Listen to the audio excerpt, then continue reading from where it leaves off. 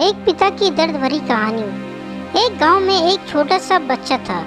उसके पिता तो थे लेकिन माँ की मृत्यु हो गई थी। पिता सारा दिन काम करता है और अपने बेटे को पाल पोस कर बड़ा करता है। वह सारे सुख अपने बेटे को देता है जो एक माँ दे सकती थी। उस पिता ने कभी कुछ नहीं मांगा, सिर्फ इतना ही मांगा कि मेरे बेटे को कोई परेशानी ना हो। दिन बीतते गए, बेटा पढ़ लिख कर अच्छा जॉब भी करने लगता है और वह शहर में रहने लगता है। कुछ दिन बाद वह अपने पिता से मिलने आता है और कहता है, पापा मुझे कुछ पैसों की ज़रूरत है। मैं चाहता हूँ कि शहर में ही जमीन लेकर अपना घर बना लूँ।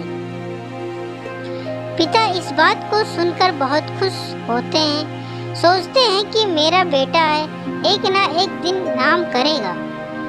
जिंदगी भर की बचाई हुई पूंजी को निकालकर अपने बेटे को दे देते हैं। बेटा शहर चला जाता है और उन पैसों से अपना घर बना लेता है।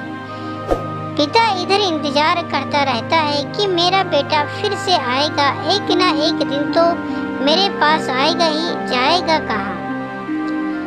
उसके पास अब कोई नहीं जाता था क्योंकि ना ही अब उस पिता के पास पैसे थे और ना ही रहने का जगह था। कुछ दिन बाद बेटा फिर लौटकर आता है और अपने पिता से कहता है, पापा अब आप दादाजी बनने वाले हैं। पिता को बहुत खुशी होती है इस बात को सुनकर। वह कहते हैं, तुम मुझे मेरी बहू और पोते से कब मिलाएगा।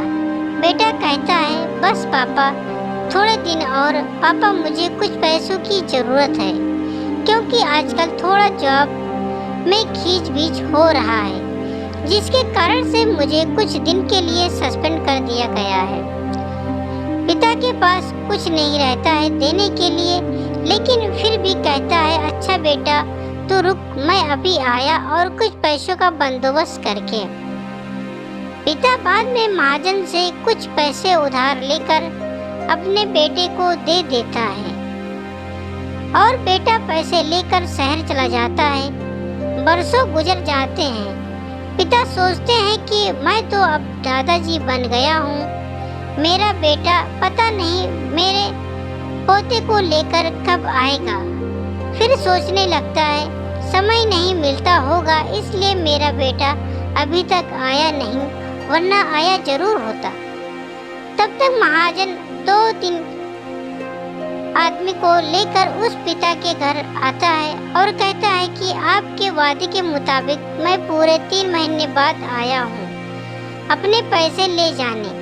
पिता कहते हैं, मेरे पास पैसे नहीं है देने के लिए। महाजन कहता है, जब पैसे देने नहीं थे तो आपने मुझसे उधार क्यों लिया। तभी पिता कहते हैं, ठीक है रुको, मैं तुम्हारे लिए पैसों का बंदोबस्त करके आता हूँ। और वहाँ के नज़दीकी अस्पताल में चले जाते हैं। वहाँ जाकर अपना ब्लड डोनेट करते हैं और अपनी एक किडनी बेच देते हैं और उस महाजन का कर्ज छुटा कर देते हैं। किडनी बेचने के बाद उनकी स्थिति और भी खराब हो जाती है और वह उस राह में जी रहे होते हैं कि मेरा बेटा एक दिन आएगा जरूर।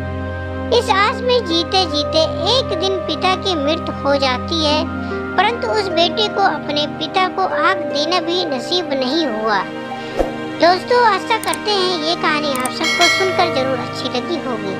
अगर अच्छी लगी होगी तो हमारे चैनल को लाइक और सब्सक्राइब जरूर करिएगा और बेल नोटिफिकेशन को ऑल कर दीजिएगा ताकि अगली कहानी की वीडियो आप तक तुरंत पहुँचे। पूरी कहानी सुनने के लिए आप सबका बहुत बहुत धन्यवाद।